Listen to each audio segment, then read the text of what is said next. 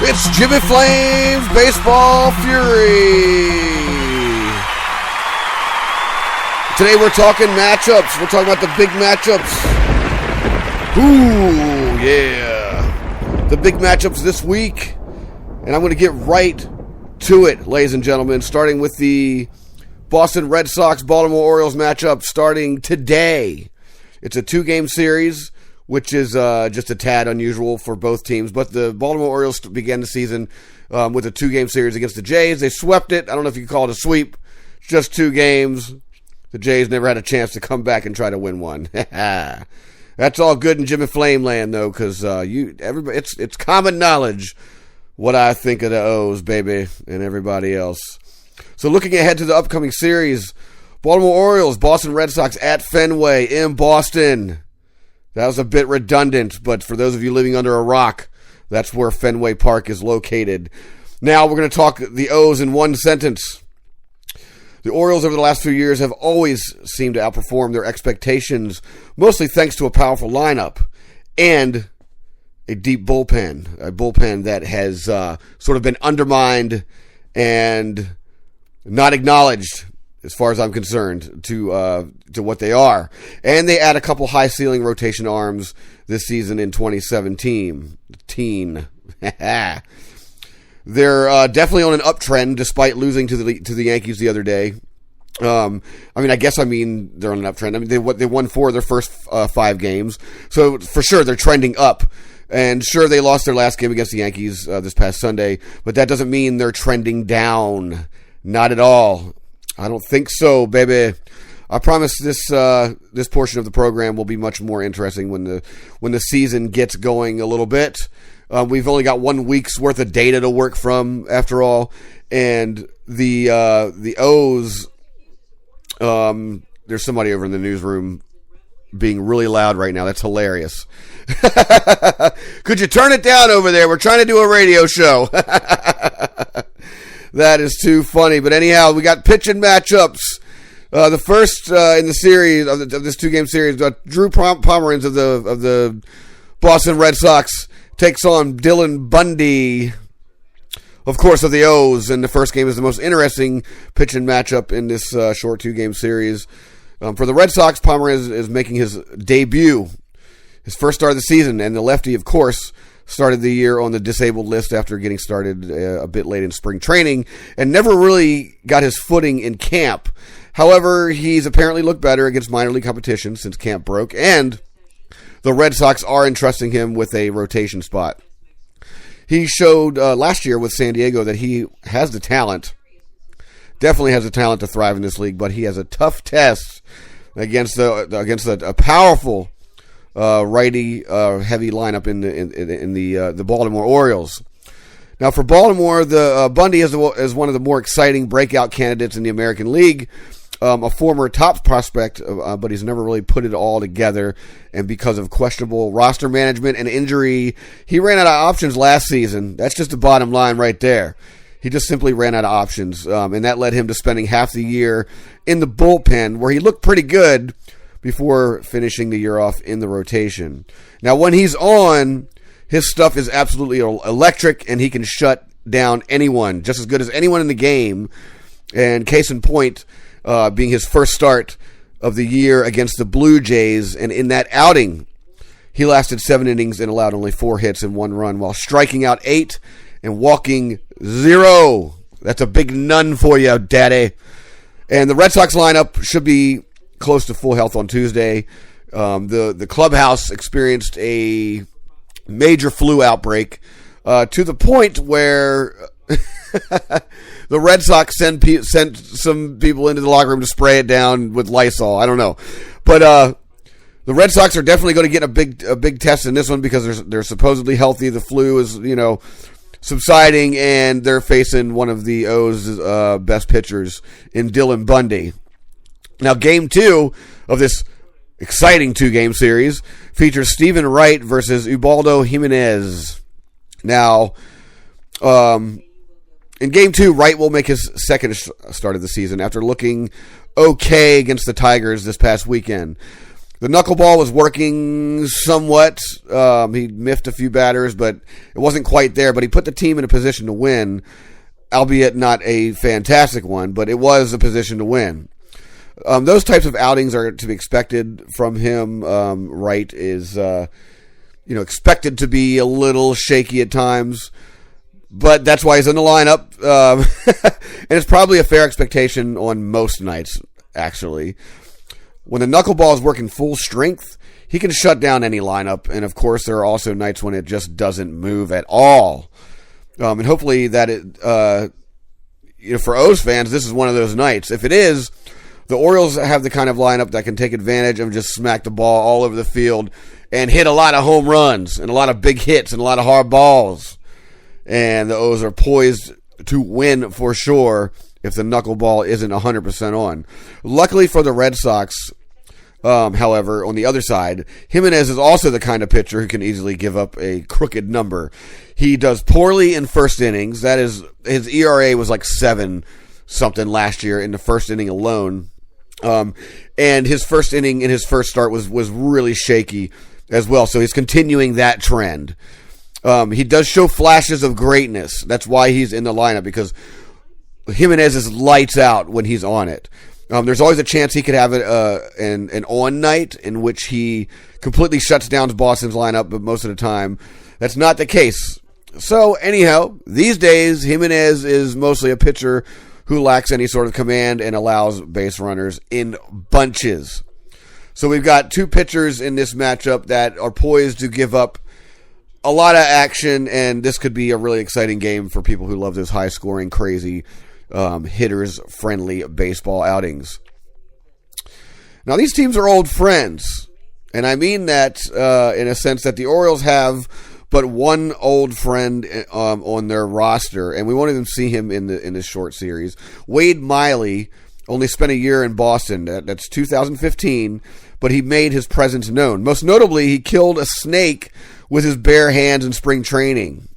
How many ball players do you know that are going to do that? I mean, Wade Miley kills a snake with his bare hands in spring training. Now, I'm not advocating for the death of snakes and all that crazy stuff, but you got to admit that's pretty cool. And hopefully they did something with the snake, like eat it or something. I don't know. We're not going to get involved in all that stuff. Miley was also part of that He's the Ace staff, on which nobody was even close to an ace.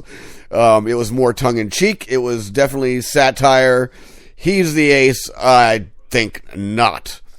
Miley was dealt from Seattle to Baltimore last summer and was horrible in the second half, at least in terms of ERA. Now, there's some other notables. Let's look at some O's right now. Manny Machado does it all. He's one of the best defensive infielders in the game, while also being one of the best hitters in the league, bar none. He also doesn't turn 25 until July, and is on the short list for best players in the game, not named Mike Trout. There are sports writers who want him out of the AL East, and they want him in some other part of the league. Me, I love that he's an Oriole, and Manny Machado, we love you. Just stay right where you're at. Chris Davis is your classic boomer bust player. He's either going to smack the ball out of the stadium, or he's going to line drive it straight to first base or some other part of the field. He's been more boom than bust over his career with the Orioles, however, and he's a constant home run threat with an average of 44 per 162 every year since 2013. Mark Trumbo is another boomer bust guy. He's a righty, albeit less consistent than Davis. Last season was his first in Baltimore, and he took full advantage of Camden Yards as he hit a league-leading 47 home runs. So the home run leader from last year, sitting in the O's lineup, hitting them balls, baby. Got him coming up against the Red Sox. Adam Jones, of course, is something of a polarizing player, as he's overrated by some traditional thinkers, not by me. Definitely underrated by some of the more new age evaluators. But his defense isn't as strong as it's purported to be. He does a lot of, of course he's a highlight reel when he does step up, but still his power is legit, and when he's going well, he gets enough hits to offset both of those, I guess, what some have called a poor approach. Adam Jones, you just keep playing the way you do. We love you in Baltimore. The owner apparently loves you as well because with Jones coming off the World Baseball Classic, one of the first people to call him was the wife of the owner of the Orioles to thank him for representing the country and the Baltimore Orioles, and to which Adam Jones replied, "That's what I'm talking about." So Jonathan Schoop, moving on, is one of the more underrated infielders in the game, and like Jones, his approach at the plate isn't the best thing in the world, but he swings a huge stick while playing a very, very superb, being superfluous here, second base.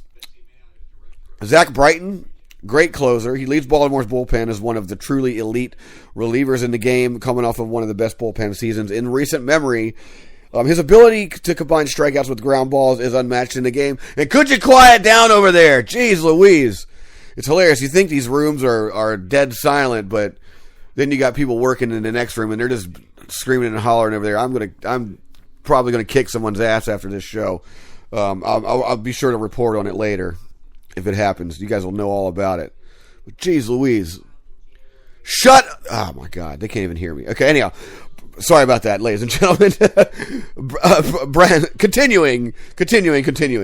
Brad Brock and Darren O'Day make up one of the most intimidating setup duos in the league. And if the Red Sox find themselves down late in any game, they're in serious trouble. Because the Orioles' bullpen is just fantastic. They're out. It's very hard to get hits against them, let alone runs, despite the New York Yankees exploiting that in the last game. But that was just a once-in-a-great deal anomaly that happened. Now, the weather forecast for later tonight on Tuesday, the Red Sox and Orioles and any fans in attendance at Fenway are in for a delight, as the temperature is supposed to be around the mid-80s and the sun should be shining. Wednesday is purported not to be quite as nice. There is rain and thunderstorms in the forecast all day, although right now it is supposed to clear up around 4 or 5 Eastern time. It's something to keep an eye out for as the storm gets closer. But however, we're looking at some good baseball weather coming up for the O's Red Sox series. Again, this is just one of 3 2-game series that the Red Sox will participate. That can't talk right now because I'm being distracted by those idiots over there. It's one of 3 2-game series that the Red Sox will participate in this season. The other 2 are against the St. Louis Cardinals. The O's have a few as well, I believe. And moving on in more Orioles news, if you want to watch the most interesting Orioles prospects, you're going to find them over in Frederick, Maryland. That's Western Maryland. It's a wonderful city, wonderfully built city. The architecture is absolutely fantastic, and they've got a great ball club in the Frederick Keys over there. But the only way to go see good baseball is to go catch them before the players earn promotions, because the Frederick Keys are the key feeder to the Baltimore Orioles. So Frederick isn't that far from Baltimore, and if you want to see the top prospects in the O's system, you're going to want to spend some time watching games there this summer, of course. And half the O's top 10s have started the season there. And all in all, 8 of the top 30 Oriole prospects, according to mlb.com, can be found starting out at the high A level. And that includes a trio of players who were drafted out of college only last year and are skipping right from Aberdeen to Frederick. Now, the future of the Orioles starting rotation, if all goes well, is currently at this level. Even the nearly forgotten Hunter Harvey might eventually see some time here once his rehab from Tommy John surgery reaches the phase where he's actually pitching in games again.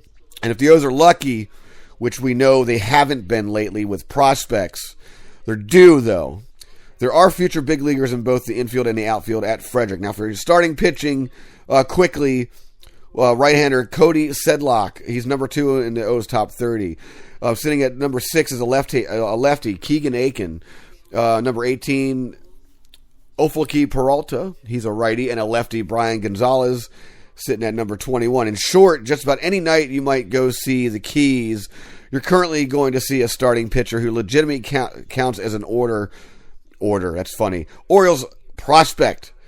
Those are some good odds. We got some great pitching come up, and what really matters is how their development goes. Keyword development. For both Sedlock and Aiken, drafted high straight out of college last year. A strong half at Frederick could have them in Bowie by July.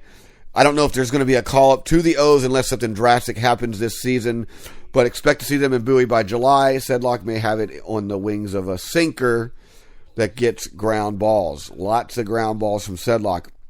Peralta and Gonzalez are a bit more, I guess you should say, out there on the fringe. Peralta is one of those rare Orioles international signees, still a bit more than a week shy of turning 20. He's already pitching in Frederick. That says something about the kid. He's said to be capable of hitting around 98 in short stints. He's hit the gun at 100 a few times, and you can guess what his problem is. That's right. He walks too many damn guys, and he surrendered 60 in just 103.1 innings last season at Delmarva. Now, Gonzalez was the Orioles' top pick in 2014, that draft, the year where their third-round pick was their top pick. At the ripe age of 21, he's still young to be a Frederick Key, though it would have been better if he doesn't repeat Delmarva last year. It's definitely a step up from what he did last year. He also has command on that list of things to work on, as he walked 58 batters in 147.2 last year and 59 in 105.2 the year before. Would you call that progress?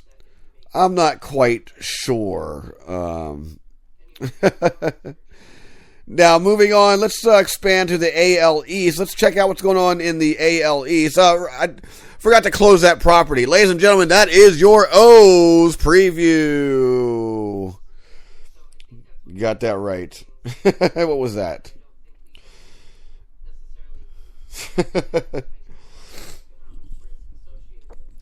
Coming up on the American League East, the Blue Jays have claimed switch hitter Ty Kelly from the Mets, and Kelly has spent 8 seasons in the minors in the Mets system, being the only team he's played in the majors. He's played for in the majors, rather. And during those 40 short games, Kelly slashed a .237, .347, .339, and blooping a single home run. The 28-year-old has run the gambit on playing positions, spending time at second, third, and even in the outfield. He's played all over, baby. He'll give Toronto some depth and versatility playing in AAA Buffalo. Here's what else is happening in the American League East. The Red Sox placed Jackie Bradley on the 10-day DL after he sustained a knee injury during this game this past weekend. And is fixing Blake Snell really that easy? And who's your favorite very bad Yankee? Who freaking knows? I'm not sure. I'm just going to say, also, Toronto placed J.P. Howe on the disabled list and recalled Dominic Leone. Boston did call up Marco Hernandez to the Major League roster. And dear Orioles, don't forget to use your bench more, please, and thank you.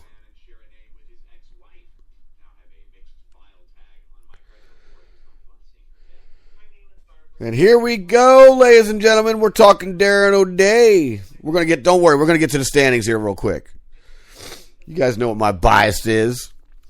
On days like Sunday, this past Sunday, when a team has to shut down 2 all-star relievers for the rest of the way the Orioles did, rather, seldom few have the luxury of calling on a third to pitch the 9th of a close game.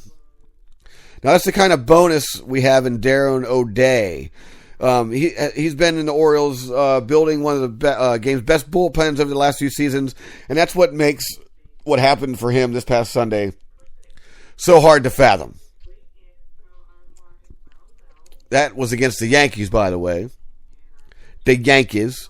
When looking for an explanation other than the one that seemed to be a consensus in the O's clubhouse, that it was an early season outing where O'Day missed half a dozen pitches by a shade on the outside. The umpire could have called, made a few questionable calls.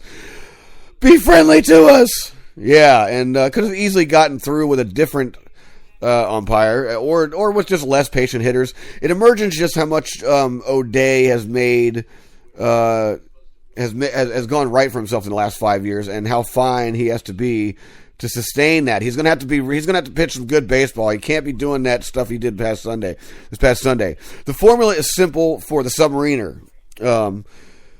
Spot up on the fastball and bring a slider from behind a right-handed batter's head and locate it on the outer half of the plate. He's also got to feed left-handers change-ups. Just throw them in there like meatballs. It has helped him to go from a waiver claim to being an all-star. That's his money stuff, and he was just missing by just fractions of an inch. With 4 straight seasons of 69, 68, 268, or 368 appearances from 2012 to 2015, and an ERA below 2.28, and a sub 1.00 whip. Come on, man. O'Day stuck to the plan Sunday, but made what he called, quote-unquote, pitcher's pitches, which ultimately were not called strikes. Those are, just for those of you who don't know, or don't know baseball terms, a pitcher's pitch is something that hits, but the ump calls it the other way. So it's sort of like those outside fringes pitches that could go either way, but the ump simply doesn't call them. The result in O'Day's outing was 3 walks, 2 hits, 4 runs to the tune of a 3-3 tie, and he turned a 3-3 tie into a 7-4 loss. His first season was on Friday. It wasn't that much more promising, with 2 walks and 2 hits conceded in 1 1/3, but no harm was done on the scoreboard, which is the most important part. For a pitcher who became one of the game's best setup men simply by commanding crisp pitches, regardless of velocity, doing so consistently is the only way to uphold that high standard. O'Day, what's keeping him from being that so far this season and for stretches last year is completely unclear. We've got only a few innings to go with. O'Day is going to be there, ladies and gentlemen. Don't freak out. O'Day said his illness, the flu, that something similar to what the Boston Red Sox have recently experienced, stretched through the first weekend in April, was behind him, but you can't help but wonder if his mind was all there. O'Day quoting, he actually got a lot of work last week, did a warm-up game, and he was good to go. However, manager Buck Showalter suggested that O'Day was fully healthy from an injury standpoint, however, didn't get into the illness. No conversation there, ladies and gentlemen.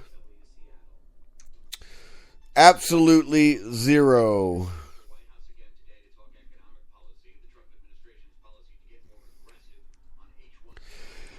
And here we are, officially super duper past the first week of the season. There's a lot of surprises in the standings, that's for sure. I know all my O's haters did not pick the Orioles to be sitting on top. Guess what, ladies and gentlemen? They are, and you're going to have to deal with it, at least for now. At least till your team steps up and makes something happen. A lot of interesting matchups this week. I just previewed the Baltimore Orioles, Boston Red Sox. Toronto's an interesting series against the Twins. The Yankees are going to lose all week. That's my declaration of the week. The Yankees going down, baby. And we also have an exciting week of baseball coming up. I'm going to be doing a couple shows this week. I just wanted to get your O's preview in, and that was it right there. Look for them. O's Red Sox, huge meeting. It's a battle for first place in the AL East. It's too early in the season to project what this is going to mean, but be certain if these teams split the series, that's going to be a victory for both. If they don't split the series, it is going to be a major victory for the winner of that series. And I can only hope the O's come out on top on that end. Ladies and gentlemen, we're talking Jimmy Flames Baseball Fury. Thanks for tuning in. We're going to be coming back soon as the baseball season is fully underway. There's going to be a lot to talk about. Don't worry, I'm not always going to be talking about the O's, but I'm going to talk about it frequently because that's my team, baby. They're the most interesting team I got. But hit me up on Facebook, Jimmy Flame 77. You want me to talk about something else? Let's discuss it over there. I might even mention what you say on the air. iHeartRadio style, baby. iTunes, Google Play. We all over the place. Every major app's carrying Jimmy Flame's Baseball Fury. Talk to me at Twitter as well, at Jimmy Flame 77. Until next time, I'll see ya. This is Jimmy Flame signing out for the Fury, baby. Ow!